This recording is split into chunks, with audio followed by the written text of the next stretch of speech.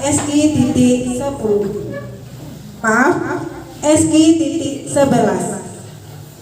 Regu dengan nomor peserta SI.11 akan membawakan sarahan dengan tema merawat kerukunan umat beragama dalam bingkai kebinekaan dengan ayat pendukung Quran Surat Al-Hujurat ayat 13 dan Quran Surat Al-Anfal ayat 46. Selanjutnya bersiap-siap kepada regu dengan nomor peserta SI.12. Peserta dengan nomor SI.11 akan membawakan syarahan dengan tema merawat kerukunan umat beragama dalam bingkai kebinekaan dengan ayat pendukung Quran Surat Al-Hujurat ayat 13 dan Quran Surat Al-Anfal ayat 46. Bersiap-siap kepada peserta dengan nomor SI.12. Tes.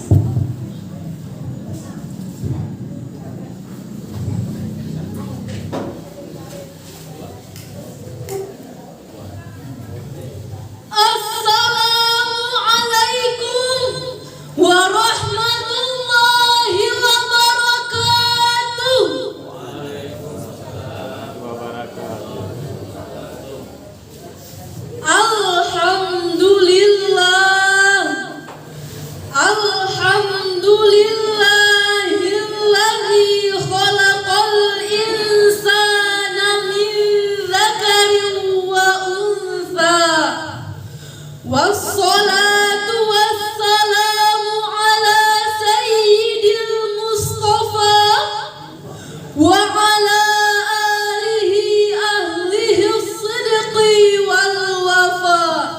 Amma ba'da.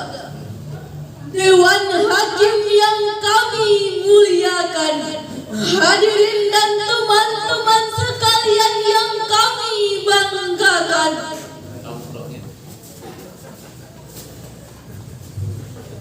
Indonesia merupakan negara kesatuan dengan penuh keberagaman, terdiri dari keberagaman suku, budaya, dan agama. Di satu sisi hadirin, keberagaman ini dapat menjadikan Indonesia menjadi negara yang unik dan juga menarik. Namun di sisi lain, keberagaman ini kalau tidak dijaga dan dikelola dengan baik dapat menjadi sumber potensi konflik, baik konflik antar etnis, suku maupun agama, yang pada gilirannya dapat meruntuhkan falsafah negara. Bhinneka Tunggal Ika, berbeda-beda tetapi tetap satu jua.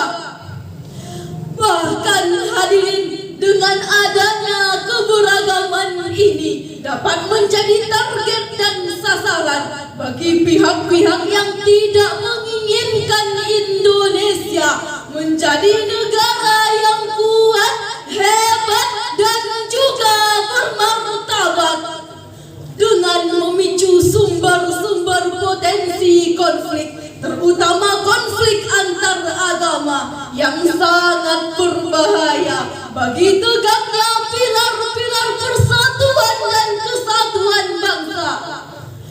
Kita sebagai umat Islam Indonesia, sebagai penduduk mayoritas di negeri ini, kitalah yang harusnya mengerti dan memahami konsep-konsep keberagaman dan toleransi dalam perspektif Islam, agar nantinya kita dapat menjadi garda terdepan untuk menuju Indonesia maju dan jaya.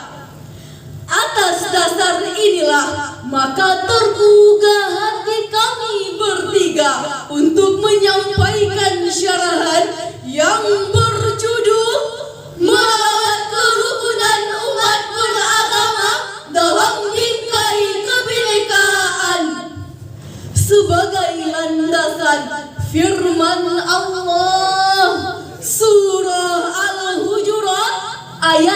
ke-13 berikut ini. A'udzu billahi minasyaitonir rajim.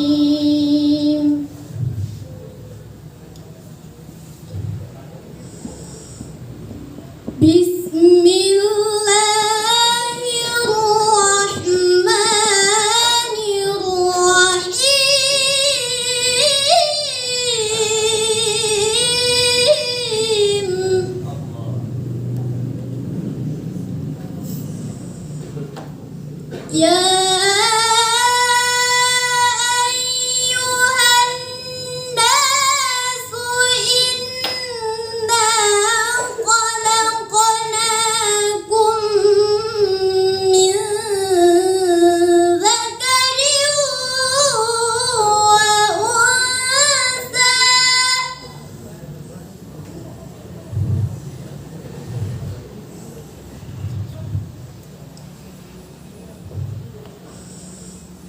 Inna khalaqnakum min dzakarin wa unsa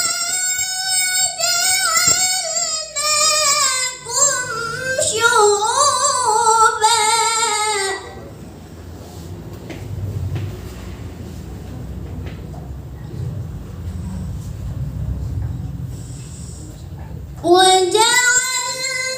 وجعلناكم شعوبا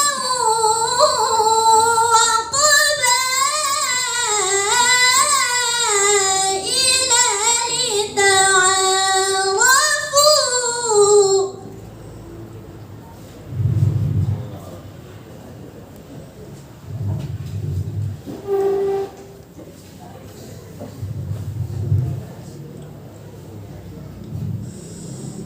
Inna akramakum indallahi atqakum.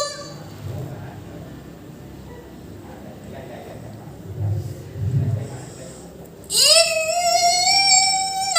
Allaha alimun khabir.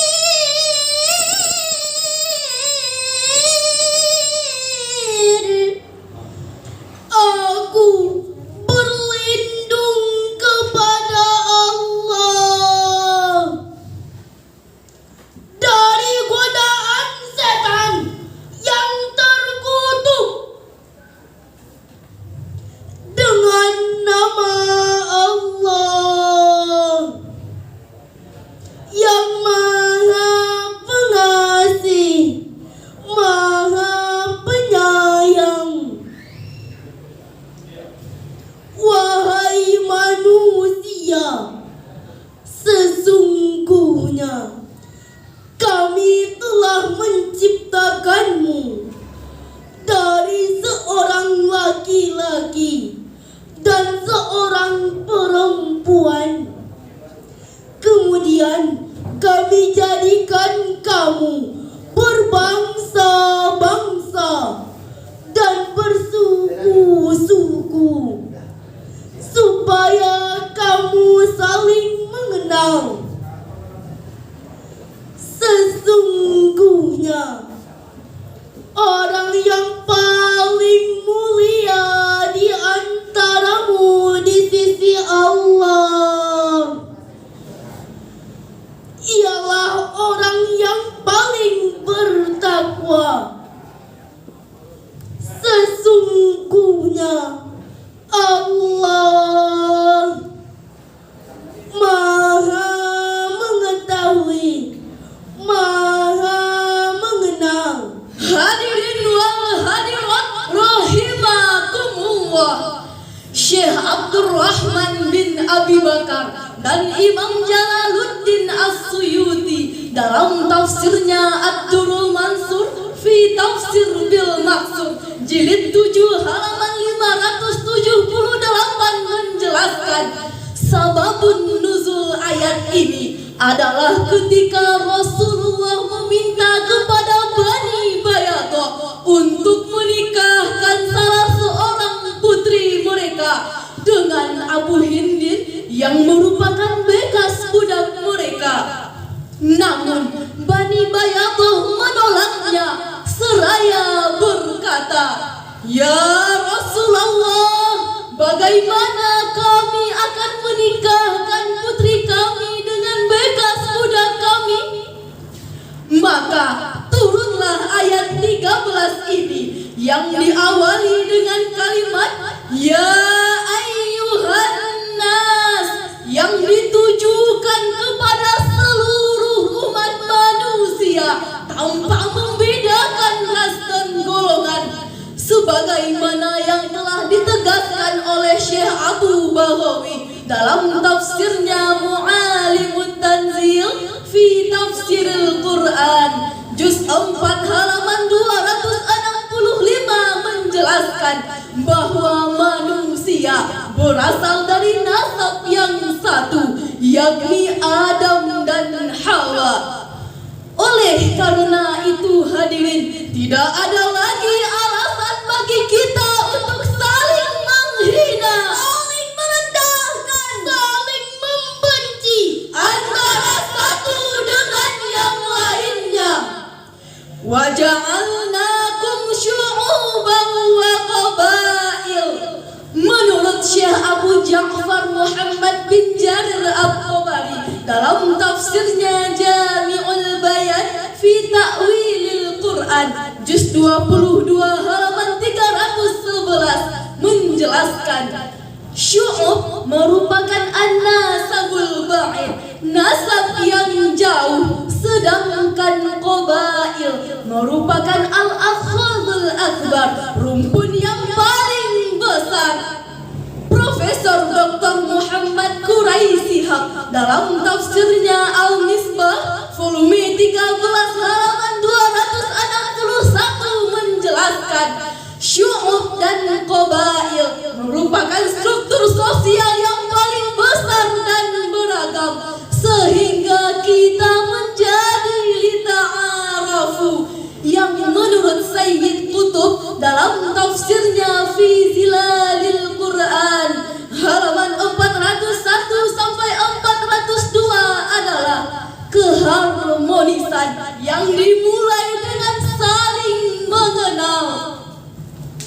Namun hadirin, akhir-akhir ini Indonesia masih dihadapkan pada konflik intoleransi. Berbeda partai politik membuat kita saling mengkritik. Berbeda suku dan agama membuat permusuhan dengan tetangga. Berbeda ras dan budaya membuat kita saling menghina. Tidakkah kita malu hadirin, setelah 77 tahun Indonesia merdeka, kita masih dirongrong diskriminasi, dikungkung intoleransi, dicerai-beraikan oleh disintegrasi. Bahkan yang lebih memilukannya lagi, tindakan rasis dan radikal malah dilakukan secara terang-terangan. Na'udzubillah. Oleh karena itu hadirin, perlu tindakan tegas oleh pemerintah terhadap pelaku intoleransi. Apapun bentuk perilakunya, semuanya harus ditindak dengan tegas. Rasulullah bersabda di dalam sebuah hadis yang diriwayatkan Imam Ahmad, "La fadla li 'arabiyyin 'ala a'jami." Tidak ada keutamaan bagi orang Arab di atas non-Arab, illa bittaqwa, kecuali dengan ketakwaan. Inna akramakum 'indallahi atqakum, yang membedakan kita di sisi Allah hanyalah derajat takwa. Lalu hadirin, bagaimana cara kita membangun kekuatan melalui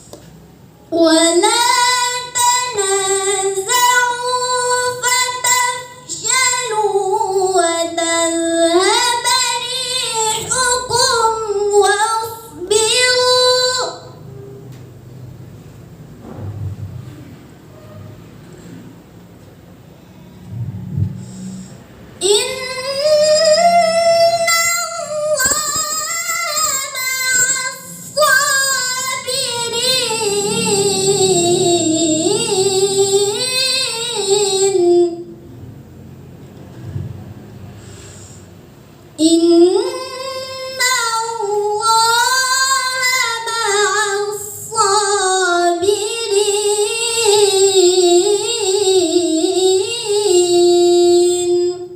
Sadaqallahul azim. Dan taatlah kepada Allah beserta Rasulnya, dan janganlah kamu berbantah-bantahan yang menyebabkan kamu menjadi gentar dan hilang kekuatanmu. Dan bersabarlah, sesungguhnya Allah beserta orang-orang yang sabar. Maha benar Allah dengan segala firman-Nya. Hadirin wal hadirat rahimakumullah. Syekh Muhammad bin Ali Asy-Syaukani dalam tafsirnya Fathul Qadir juz 2 halaman 359 menjelaskan, wala tanaza'u ay nahahum 'anit tanazu' wa huwa al-ikhtilafu fir ra'yi fa inna dhalika yatasabbabu 'anhu al-fashal. Allah melarang kita berbantah-bantahan, berselisih pendapat yang akan menyebabkan kegagalan. Fatafshalu wa tadhhaba rihukum ay tanhallu azaimukum wa tafriqu quwwatukum. Perselisihan akan melemahkan tekad dan menghancurkan kekuatan kita. Demikian penjelasan Syekh Abdurrahman bin Nasir As-Sa'di dalam tafsirnya Taisirul Karimur Rahman fi Tafsiru Kalamil Manan juz 1 halaman 322.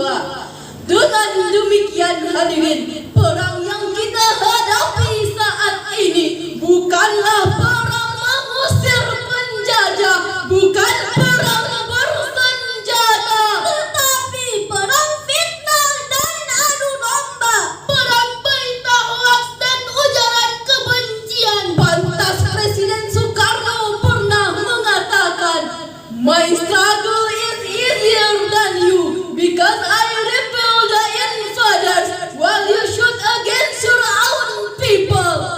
Perjuanganku lebih mudah daripada kamu semua karena aku mengusir penjajah, sedangkan kamu harus melawan bangsamu sendiri. Selanjutnya, Syekh Fakhruddin Ar-Razi dalam tafsirnya Mafatihul Ghaib jilid 15 halaman 490 menjelaskan, wasbiru innallaha ma'as sabirin ay inni ma'akum idza fa'altum dzalik.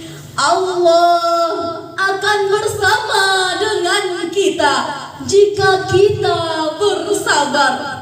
Hadirin, dari uraian demi uraian yang telah kami sampaikan tadi, dapat kita ambil kesimpulan. Pertama, saat ini Indonesia masih dilanda krisis toleransi yang ditandai dengan maraknya isu sara di dunia maya maupun di dunia nyata. Yang kedua, perlu tindakan tegas oleh pemerintah terhadap pelaku intoleransi, karena toleransi tidak akan tegak tanpa adanya campur tangan pemerintah di dalamnya. Ketiga, pemerintah memerlukan dukungan seluruh rakyat Indonesia